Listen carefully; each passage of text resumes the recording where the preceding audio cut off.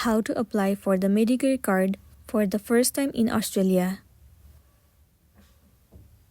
The very first thing you want to do is to head over to any of the web browser or move into Safari.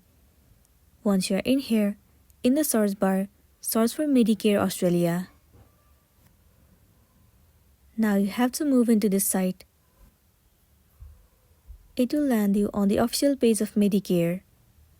Over here you can see it says how to enroll. Click on it. Next page will open up on your screen. Now once again scroll down and over here you can see it says who can enroll an Australian citizen. Click on it. In this page, tons of different instructions and guidance will be available to you. You need to read all of this guidance carefully.